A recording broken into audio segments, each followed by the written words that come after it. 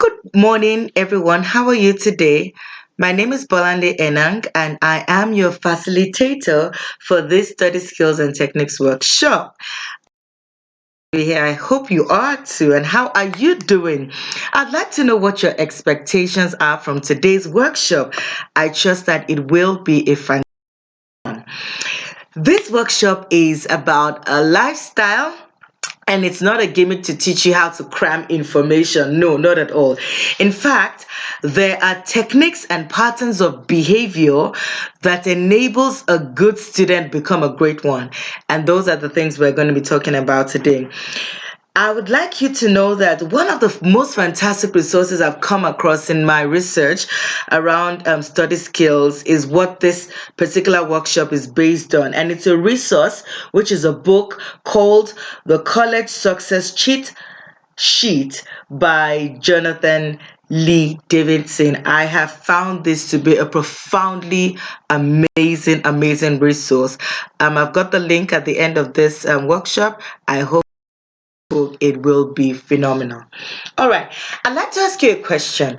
If I gave you two students, one with an IQ of, that's your intelligent quotient of, let's say 140, and another with a lower IQ who's a single mom and is running around running two jobs and has two children and also going to a community college trying to wrap up her academic life, which do you think has more potentials to succeed?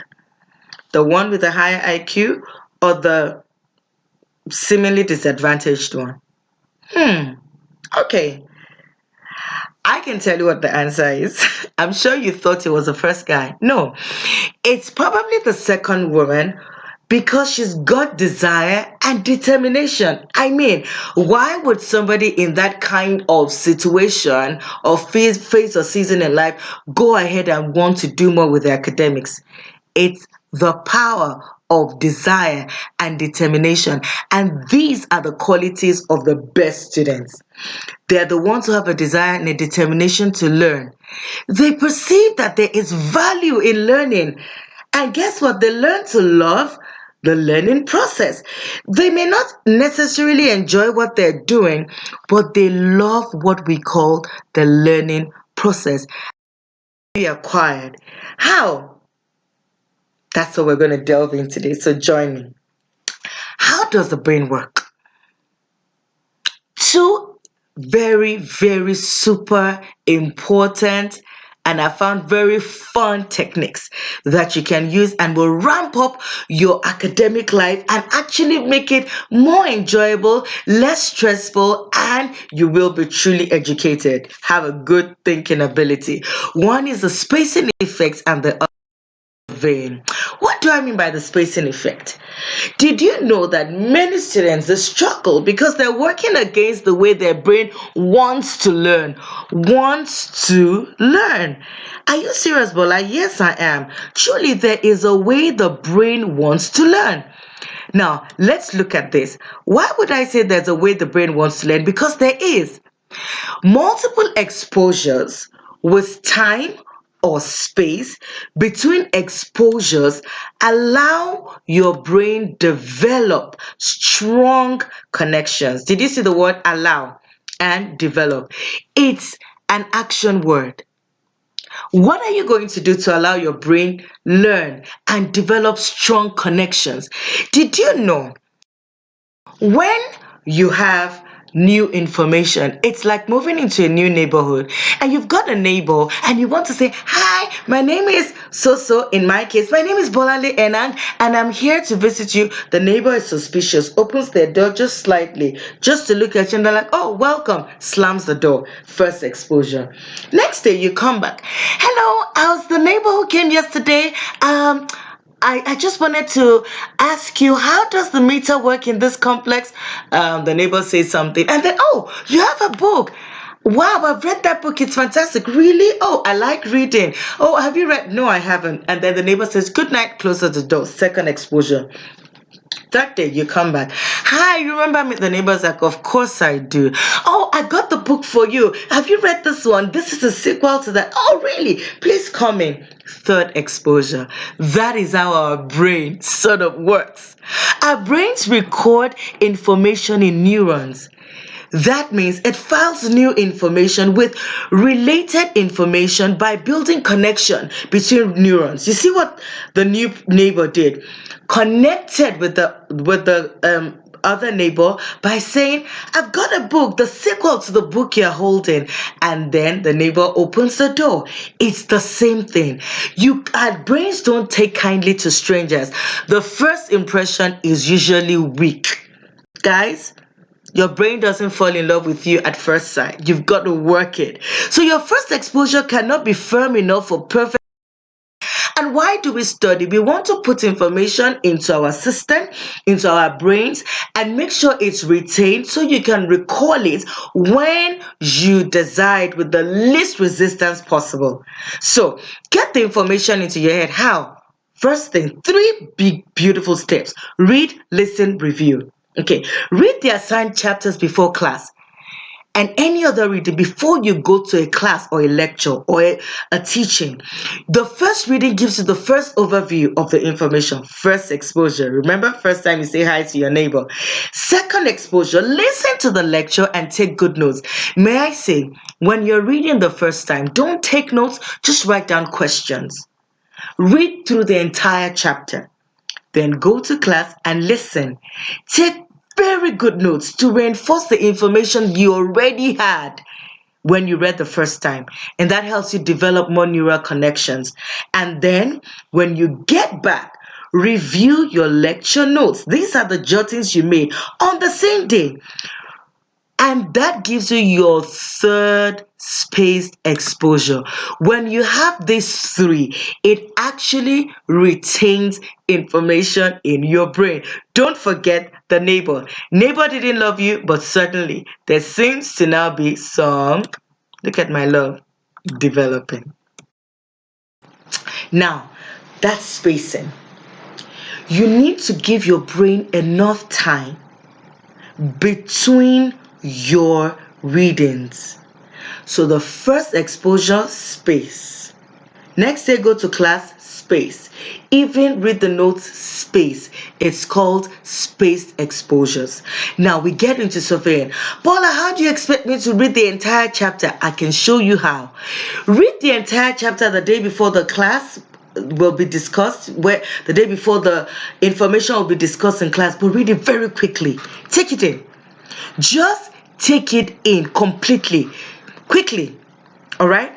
The underlining word here is quickly. And then the second thing, how do you survey?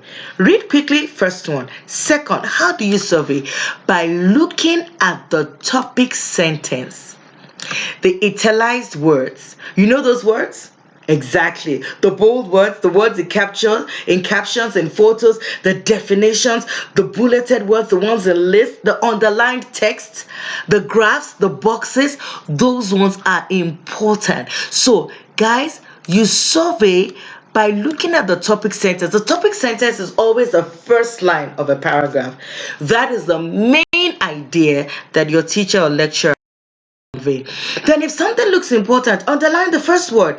Just start beside it like I'm doing now, and you come back to it so that you do not underline the entire book. All right, guys, do not do selective reading. Don't. And finish by reading the chapter summary. Most books come with a chapter. Now, how do you take great notes? First exposure. Don't take any notes while reading the first time. Just questions. Then you capture, forgive me, your new ideas in a very brief written summary. Learn how to write concisely using your own words. Your brain begins to retain. I've told you to write questions for your lecturers.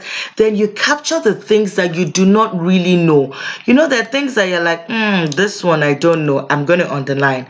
Not everything, and write with your hand. There's research that shows that there's a link to your brain when you write down some certain ideas. Do not take note of things that you already know. And when you take notes with your hands, it helps to reduce you writing the entire textbook, right? Exactly.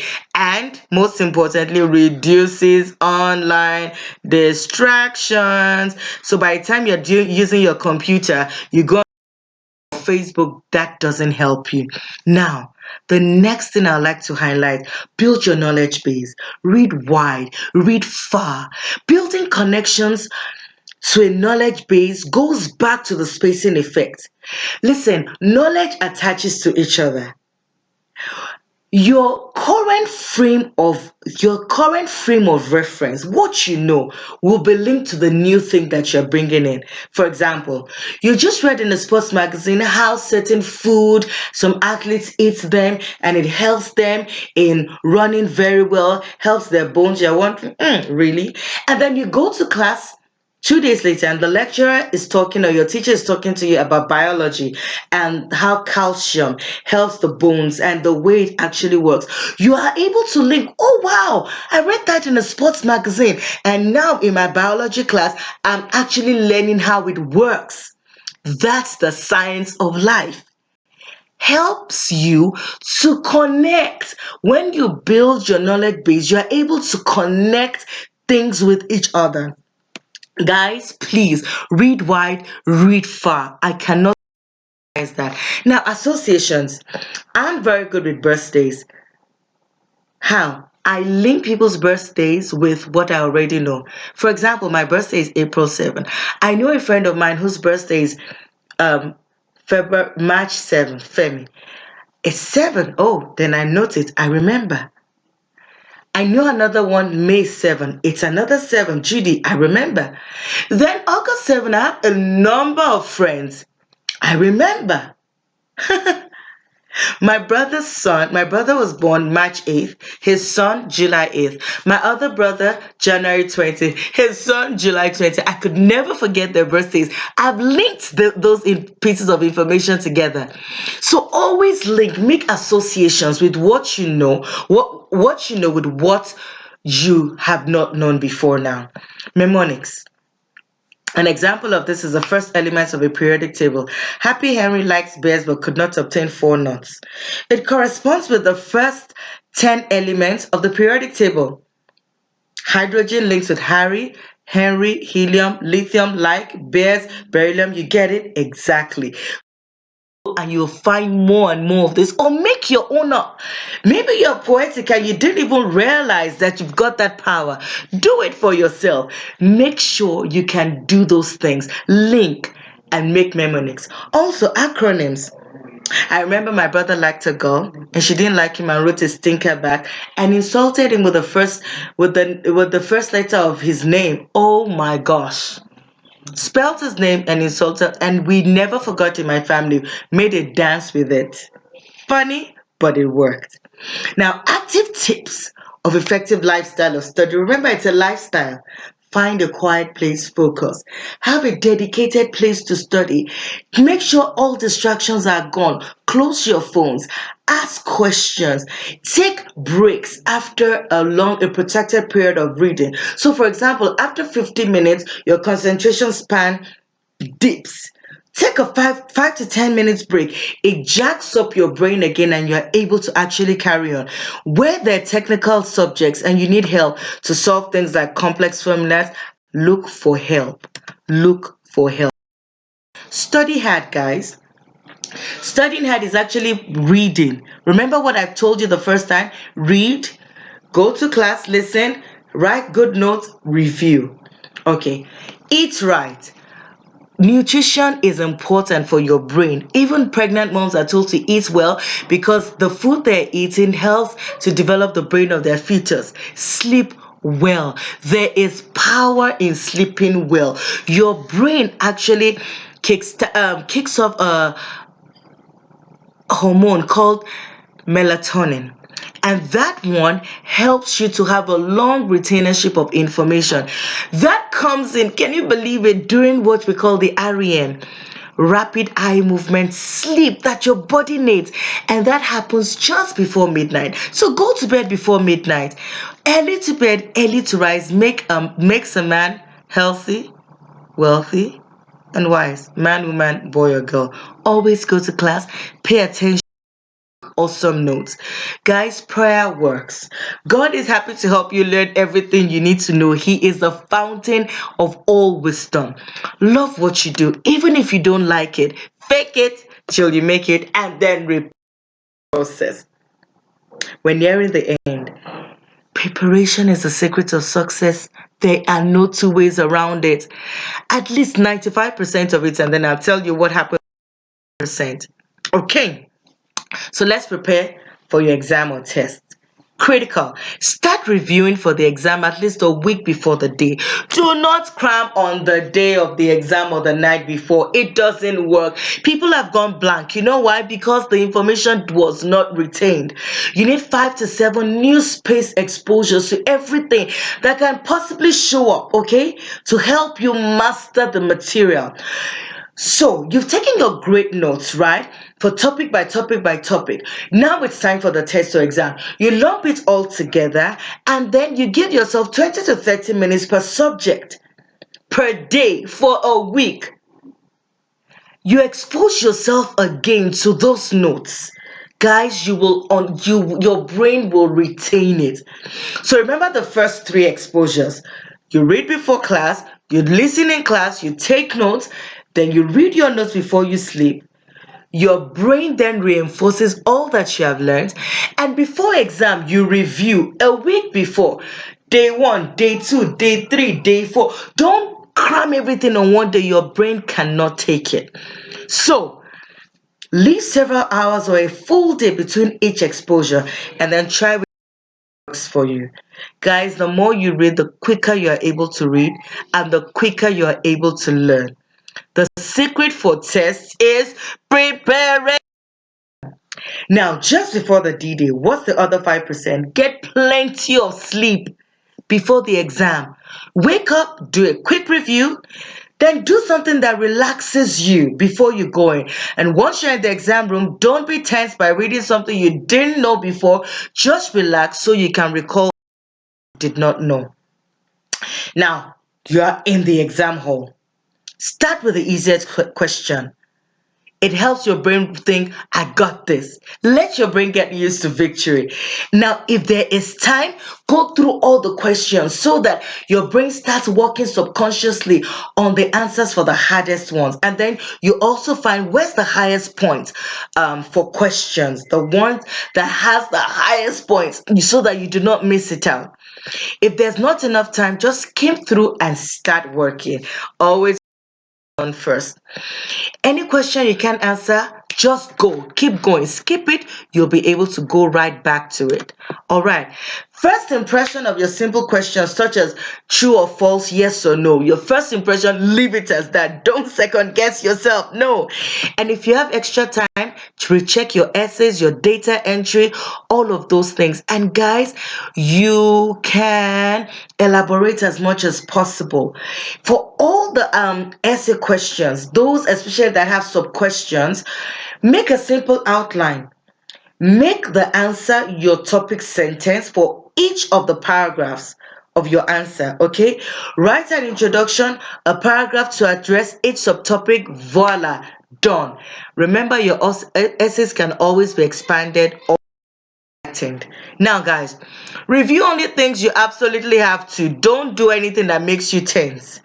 Don't underestimate how much a good mood before an exam or a test can help you. Read every question before you answer, and it helps to jumpstart your subconscious mind to solve the problem. Finally, summary of today, your take home. Study, take good notes, review, have 5 to 7 space exposures to all your notes. Remember, all the notes you wrote for your biology together in 20 minutes. Finish. Move to physics. Finish. Move to literature. Finish. And then you've done your day of study for that day. The next day and the next and the next. Do from 5 to 7 spaced exposures and you'll be amazed. Get a proper study space. Sleep well. Eat well. Exercise properly. Pray. It's powerful. relax, and just if you've got any questions, please send me an email on bolanle.enang@gmail.com. I will be happy to answer. Thank you. Remember the College Success Cheat Street book? I've got it here. The link is here. It's on Amazon. You can buy it. Enjoy the rest of your day and happy. Goodbye.